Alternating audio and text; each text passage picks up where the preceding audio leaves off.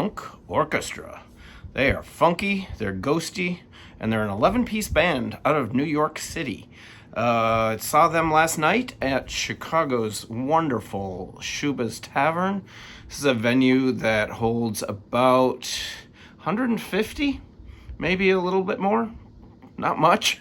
It's a very small tavern, bar up in front, lovely little restaurant next door, and a small music venue in back. And it's been there for over 30 years. I've seen a lot of bands there. I have not been there. This is actually the first time I've been there in probably about 6 or 7 years. They just haven't had a lot that I've been interested in. The last act I saw there was John Grant. And then this is, it's been a long time since I've been to Schubas. Hasn't changed a bit in 30 years. It's a beautiful wood, like just beautiful. It almost looks like an old church in some of the areas. It's absolutely gorgeous. So it's very small, great place. Hadn't been there in a long time. This is a book I bought a few years ago. It's called 30 and 10, Schubas Tavern and Lincoln Hall. The same conglomerate owns these two venues, 30 for Schubas Tavern and then 10 for Lincoln Hall. It's a great little book. Schubas was originally built in 1903 by the Schlitz Brewing Company. The tavern was located on the corner of Belmont and Southport, where it still is. It's been there over 30 years. In 1989, it was taken over by Chris and Mike Schuba. I will not read all of this, but over the 3 decades, nearly 20,000 bands have graced the elevated stage from the back of the music hall, from Elvis Costello, Courtney Barnett, John Mayer, Dave Matthews Band, Spoon, Liz Phair. I saw Liz Phair there many years ago, probably 30 years ago. Black Keys, and so unbelievable history in this place. This is a great little book. It's got, your typical, it's got shots from the stage. It's got a lot of posters, things like that. A lot of write-ups. This is actually what the stage looks like right there, and then that's the front bar. So it's a charming little venue. Really enjoyed it. Ghost Funk Orchestra. Like I said, a band out of New York. I am in love with this band. I love these guys. I think they're absolutely terrific. They have only played Chicago twice, and last night was the second time. I saw them both times. They played at Lincoln Hall the first time, and they opened for Os Montantes, and that was a really good show. In fact, overall, I would say that was a better show. This was longer because they were the headliner, but that show was really special. The sound in that venue is much better. It's a bigger place, more people, you get more of a vibe. This is a very high energy, fun rockin' band. So I enjoyed the first time I saw them a little bit more, mostly because of the sound. The sound was much better at Lincoln Hall than at Schubas. So they don't tour a lot. It's probably pretty difficult to get an 11-piece band on the road and to make it even remotely possible. I guess it's got to be pretty difficult. They do tour, but very small. 10 shows at a time. And like I said, it's only the second time they've been to Chicago. They were I don't know when they were formed, but I know the first album came out in. The first full-length album came out in 2019. There was 2 EPs before that, which I will get into. So you saw the clips. Wild band, really wild. They're very funky. They got a 4-piece horn section, congas, great drummer, terrific guitarist, 2 lead vocalists, a bassist, and they're really good. I highly recommend these guys. I do these concert reviews because I don't generally go to like large concerts. You won't see me at a U2 concert or Metallica. I that's too much for me at this point in my life. But I do go to a lot of smaller shows. I'm sure you've noticed if you've seen my channel. And a lot of these artists are, either older and still chugging along, or they're young upcoming bands. And this is one of the young upcoming bands that I love to promote and talk about, and that's why I kind of do these videos. I've said it before, these concert review videos get the worst amount of views. Not that I'm in it for the views, but I've noticed that these nobody cares about these. But I do, and I wouldn't be doing it if I didn't care about the music and want people to listen to it. So I discovered Ghost Funk Orchestra with this album, A Song for Paul. Now, somebody in the vinyl community talked about this record. I don't know who it was.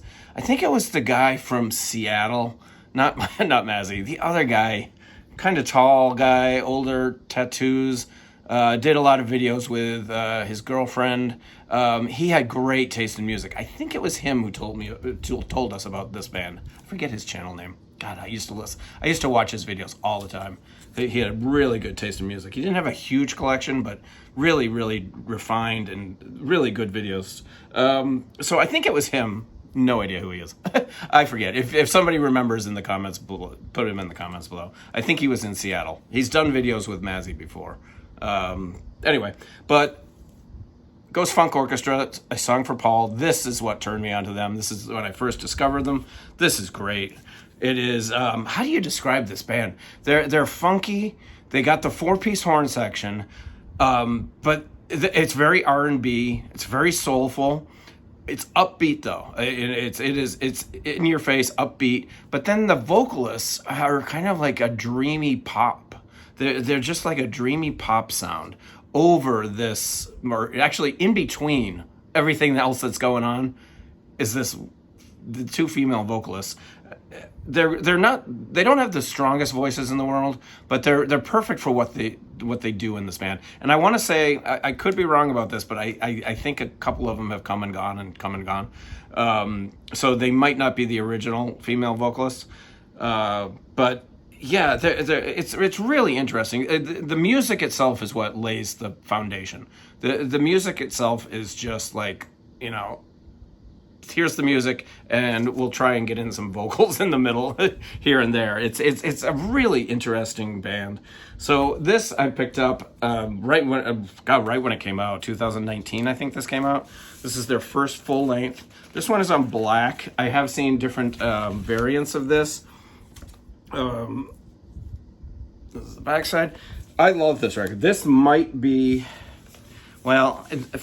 this might be my favorite of theirs. They only have 3 full length. I think it's 3 full lengths and 2 EPs.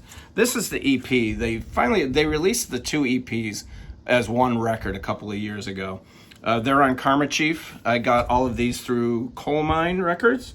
This is Night Walker, and then the other side is Death Waltz. And it's just 2 separate EPs, and it's on this kind of purplish, it's on this purplish vinyl.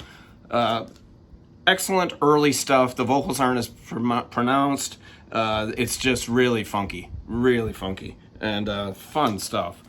Then they come out with this album, and I really dig this album. This is A New Kind of Love. The single on here was great. I forget what the single was. The single was a song called Scatter, which they played.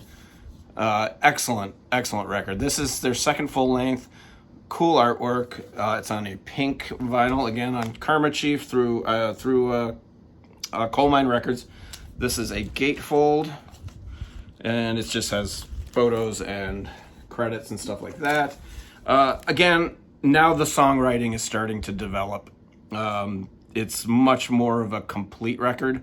They do sometimes during songs or in between songs, there'll be like, some little fun vocally kitschy things, which I don't necessarily need, but they kind of give the music a cool vibe. They do it a little bit on this, and then on the album I'll show next. But this is excellent. The song Scatter is great. Prism is awesome. And A New Kind of Love, Part 1, I believe is what this second single was. But excellent stuff. Like I said, the songwriting is much more complete on this. And then this is their most recent album. And then that's it. That's all they got. This is their most recent album, A Trip to the Moon. It is good. Now the songwriting is full blown. This is, man, they played a lot of this last night, and I just loved it. This might be my favorite record of theirs. This or A Song for Paul are definitely the two places you should start. This, more production, more studio, help, definitely creating their sound. Their sound is complete now. It's full, it's vibrant, as opposed to like the first especially the EPs. Now the sound is matured, and this is what they sound like, and it's really, really good. The song "Eyes of Love," played that last night. Excellent, excellent song. What else did they do? They did a Solar Wind Spacewalk, and I believe they did "Where To the Moon," and yeah, excellent record. This is again just credits and stuff on a gatefold, and I just got the black vinyl. Actually, I don't think it's black. I think it's like smoky gray or something. But yeah, excellent record. I would suggest starting there, or here with Songs for Paul. So either one of these, A Trip to the Moon or A Song for Paul, would be the way to go in my eyes. Those are their best records, definitely. What else? The show was great. They came out.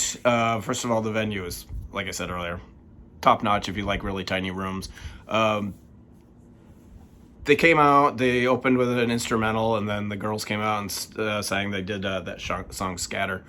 And they played straight through for like 2 hours. Just high energy, boom, boom, boom, in your face.